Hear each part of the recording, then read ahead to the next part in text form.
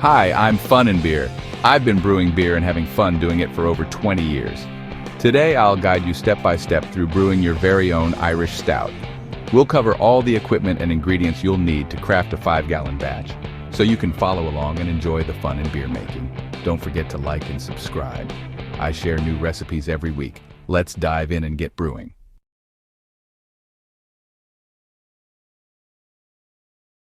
An Irish Stout is a dark, dry, and roasty beer known for its smooth, creamy mouthfeel and balanced bitterness. Originating in Ireland, this style is typically low in alcohol, around 4 to 5% ABV, and features bold flavors of roasted barley, coffee, and dark chocolate. Unlike sweeter stouts, Irish Stouts have a dry finish, often complemented by a slight tang from the use of roasted unmalted barley. Traditionally served on nitrogen for a velvety texture and thick, cascading head, this classic beer is both rich in flavor and highly drinkable, making it a staple of Irish pubs and a favorite among stout lovers worldwide.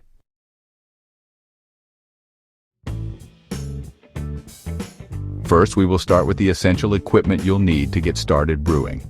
I've included links in the video description to the gear I personally use. Check them out for more details or grab your own.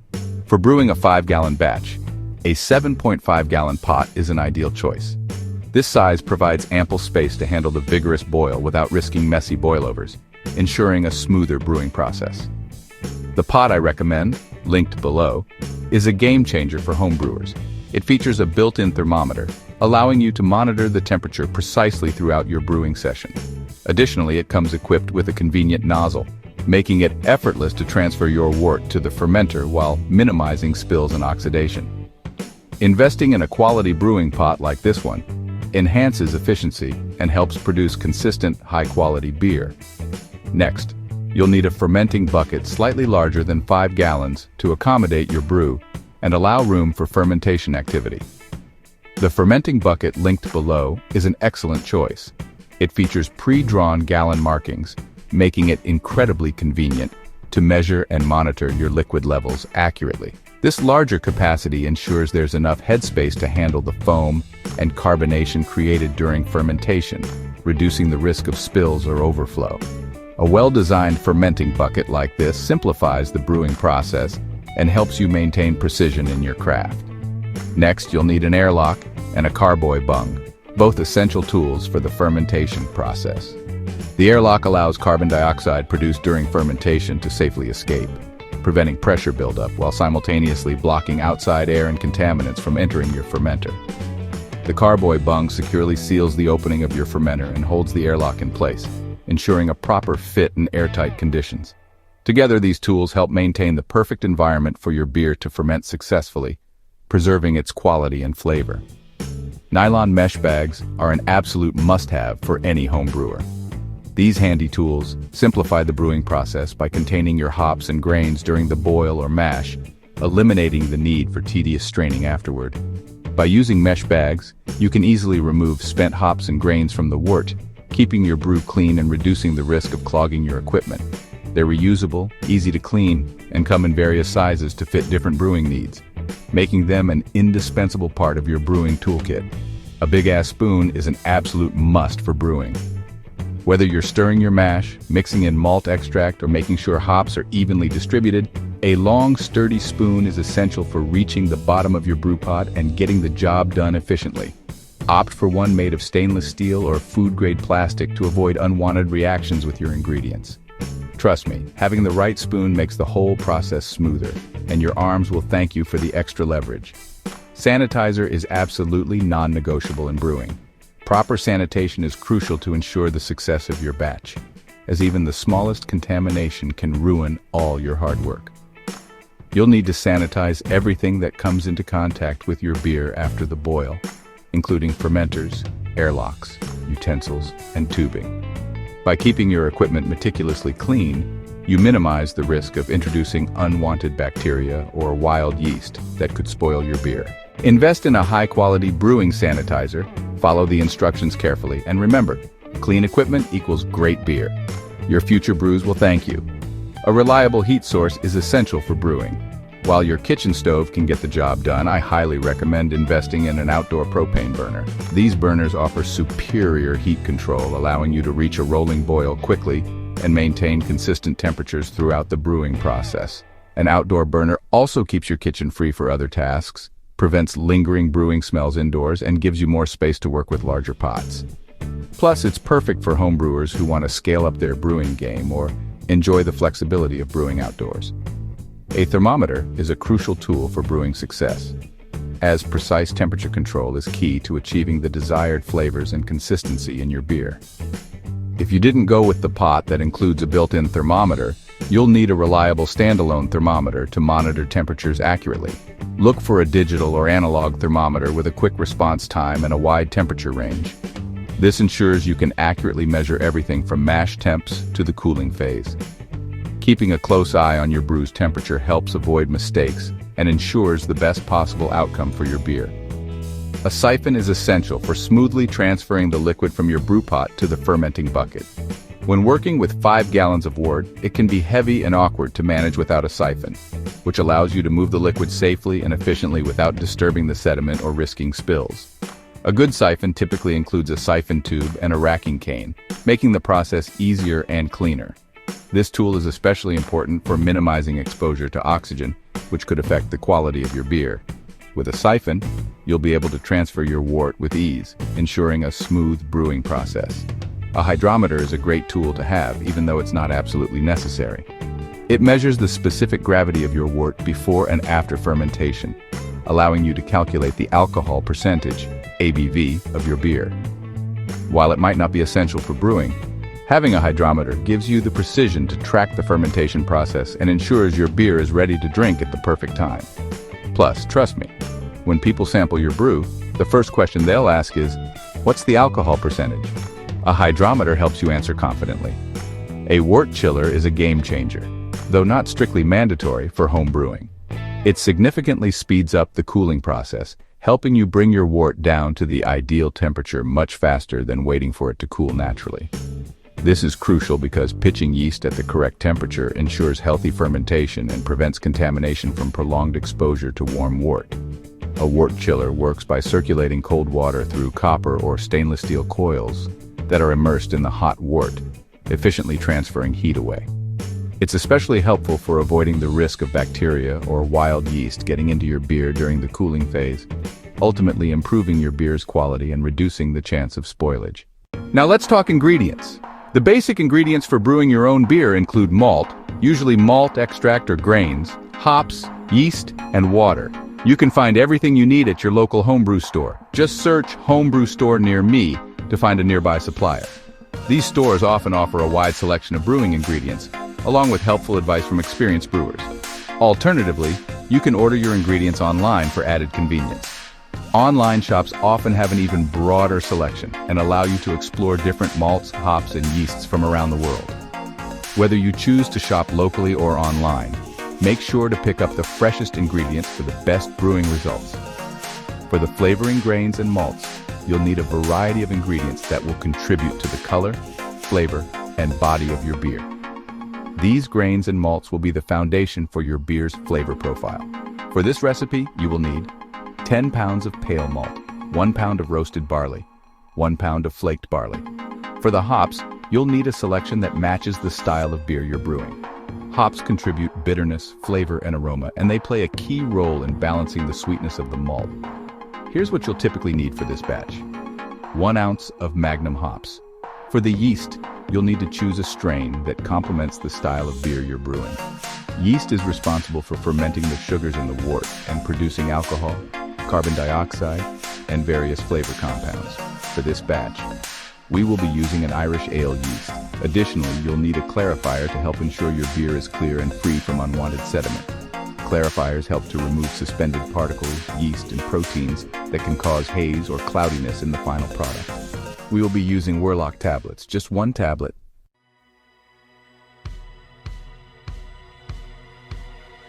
All right, let's get brewing.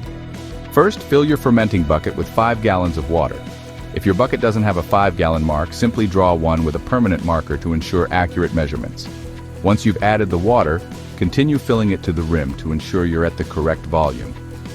Next, add 1 ounce of sanitizer to the water.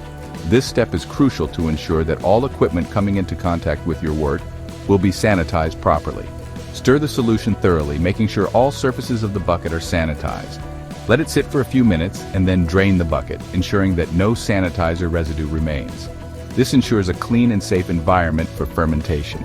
Now, if you're using liquid yeast, remove it from the fridge and allow it to warm to room temperature for about 15-30 minutes. This step helps activate the yeast as it performs best at fermentation temperatures and will be more likely to start working vigorously once pitched into the wort. For dry yeast, simply follow the rehydration instructions on the packet. Typically, you'll dissolve the dry yeast in a small amount of water, usually around 100 to 105 degrees Fahrenheit or 37 to 40 degrees Celsius, for about 10-15 minutes before adding it to the wort. This helps rehydrate the yeast and gets it ready to ferment. Make sure not to use water that's too hot, as it can damage the yeast. Next, add 2 to 3 gallons of clean water to your pot, depending on the size of your batch. The quality of water is crucial, as it directly impacts the taste of your beer. Avoid using hose water, as it can contain chlorine, chloramine, or other contaminants that could negatively affect your beer's flavor. If you're using tap water, it's a good idea to treat it by either filtering it or letting it sit for a day to allow any chlorine to dissipate. If you're unsure about the water quality, you might want to use bottled or filtered water to ensure your beer tastes its best. Once the water is in the pot, you're ready to continue with the next steps of the brewing process. Place the pot on your heat source and turn on the heat to begin heating the water. You'll want to bring it to a gentle boil.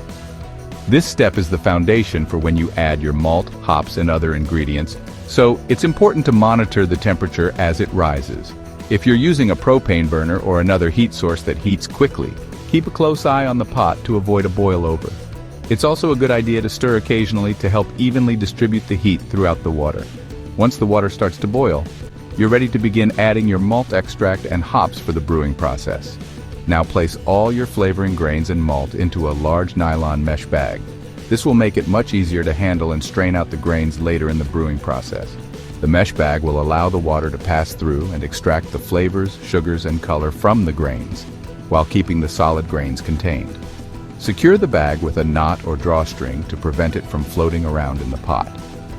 Once your water has reached the appropriate temperature, you can add the mesh bag filled with grains into the pot. Stir occasionally to ensure the grains are fully immersed and extract their flavors properly. Submerge the bag filled with flavoring grains and malt into the heating water and steep for 30 minutes. Make sure the bag is fully submerged, but doesn't touch the bottom of the pot, as direct contact could result in scorching the grains. To help with this, you can suspend the bag using a spoon or a hook, ensuring it stays in the water without resting on the pot's surface.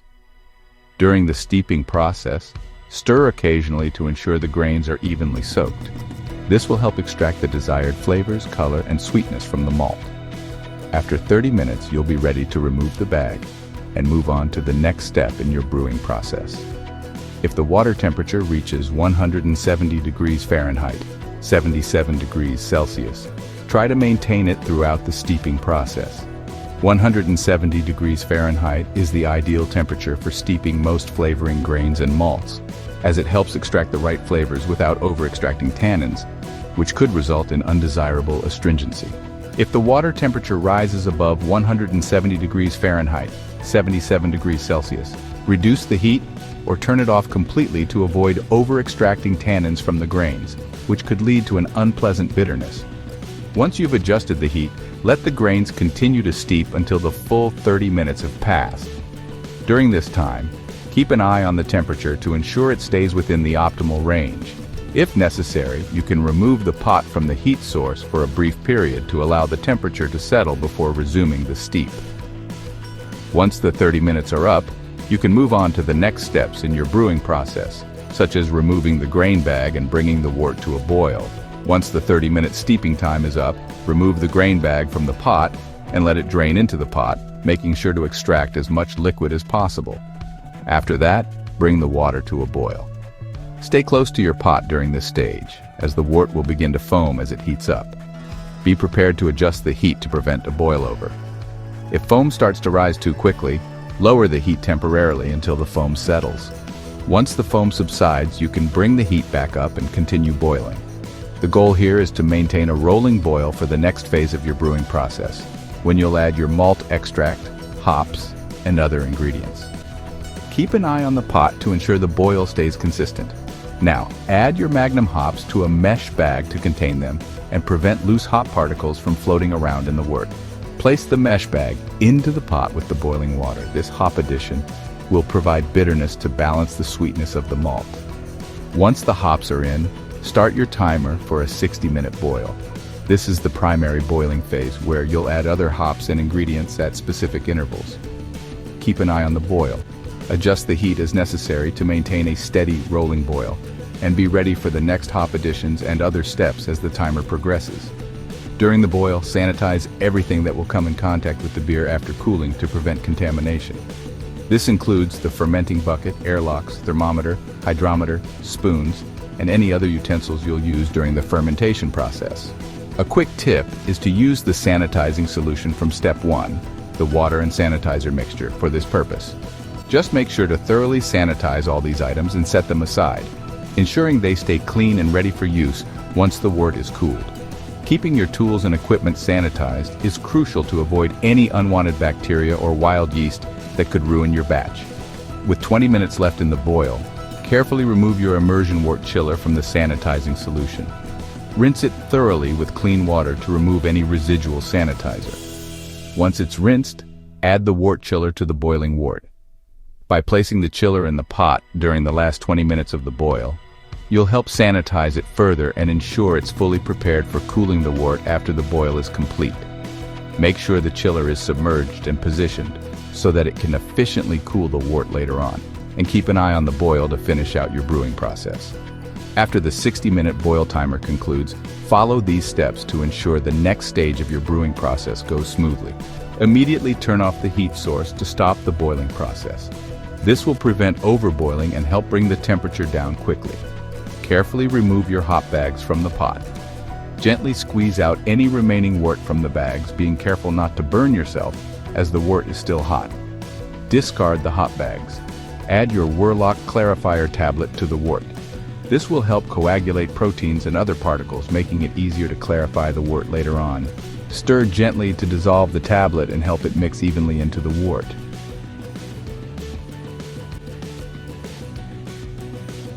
Now start the cooling process to bring your hot wort down to around 130 degrees Fahrenheit, 54 degrees Celsius. You have a few options for cooling. Use a wort chiller, submerge your sanitized immersion, wort chiller into the pot, and turn on the cold water. The chiller will help lower the temperature quickly by circulating water through the coils, cooling the wort from the outside. Without a wort chiller, if you don't have a wort chiller, you can cover the pot and run cool water over it or immerse the pot in an ice bath. If you choose the ice bath method, make sure the water level is high enough to surround the pot, but avoid getting water into the wort itself. While the wort is cooling, empty the sanitizing solution from the fermenting bucket and rinse it thoroughly with clean water. This ensures that any residual sanitizer is removed, leaving the bucket clean and ready for the cooled wort. Make sure the bucket is completely rinsed and free of any sanitizer before moving on to the next step of transferring the wort. This is a crucial step to avoid any contamination that could affect the fermentation process. Once your fermenting bucket is clean, it will be ready to receive the cooled wort. Once the fermenting bucket is clean and rinsed, add 2 gallons of cold, clean water to the bucket. This helps lower the temperature of the wort further and brings the total volume up to the desired amount for fermentation. The cold water will mix with the cooled wort, bringing it closer to the optimal fermentation temperature, usually around 65 to 75 degrees Fahrenheit for ales. Be sure to stir gently to ensure everything is well mixed. And once the wort is at the correct temperature, you're ready to transfer the wort into the fermenting bucket. When the wort reaches 130 degrees Fahrenheit or lower, transfer it to the fermenting bucket with the 2 gallons of cold water you added earlier. Stir the mixture gently to combine the cooled wort and water thoroughly. Next, fill the fermenting bucket to the 5-gallon line with additional cold water. Stir again to ensure an even mixture. After this, cover the fermenting bucket with the lid and allow the wort to cool further until it reaches the ideal fermentation temperature range of 70 to 80 degrees Fahrenheit. This may take some time, depending on the ambient temperature. Once the wort reaches the proper temperature, you're ready to move on to pitching the yeast and starting the fermentation process. Once the wort has cooled to 70 to 80 degrees Fahrenheit, take a sample using a sanitized hydrometer to measure the specific gravity. This reading will help you determine the potential alcohol content of your beer once fermentation is complete. Important note: do not return the sample back to the wort after taking the hydrometer reading. This helps prevent any contamination from entering the fermenting wort. You can discard the sample or save it for a small taste test if you're feeling adventurous. After you've taken the reading, you're ready to pitch the yeast and begin fermentation. Now it's time to pitch the yeast. Add your Irish Ale yeast to the cooled wort in the fermenting bucket. If you're using liquid yeast, simply pour it directly into the wort. For dry yeast, sprinkle it evenly across the surface of the wort. There's no need to stir the yeast in immediately, as the yeast will naturally begin to hydrate and sink into the wort. Make sure to secure the lid on the fermenting bucket and insert the airlock. Your yeast is now ready to start the fermentation process. Place the fermenting bucket in a cool, dark area where the temperature is consistent and within the ideal fermentation range for your yeast, usually between 65 to 75 degrees Fahrenheit. Keep an eye on it over the next few days to observe the fermentation activity.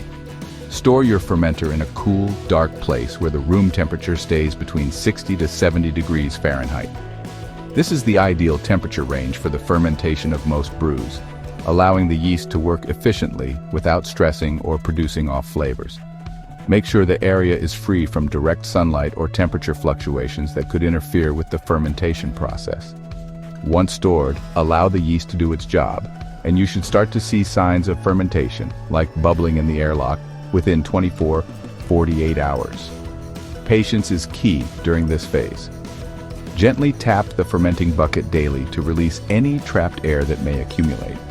This helps prevent excessive pressure buildup inside the bucket and ensures the airlock functions properly. Tapping also helps redistribute any yeast that may have settled at the bottom, encouraging active fermentation. Be gentle to avoid disturbing the wort too much. As fermentation progresses, you'll likely hear bubbling in the airlock, indicating that the yeast is working and producing CO2. Keep monitoring the process until fermentation is complete.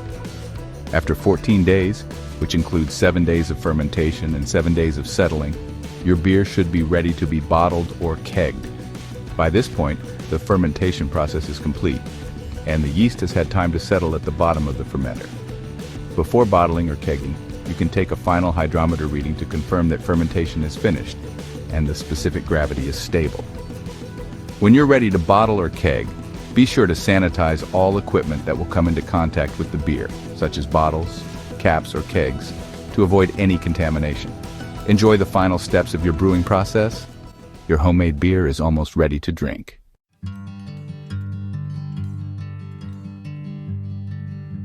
If you found this video helpful, be sure to like and subscribe. If you try the recipe, leave a comment and let me know how it turned out. I share new recipes every week, so if there's a specific one you'd like to see next, drop your suggestion in the comments. This has been Brewing with FUNnBEER, beer made for good times.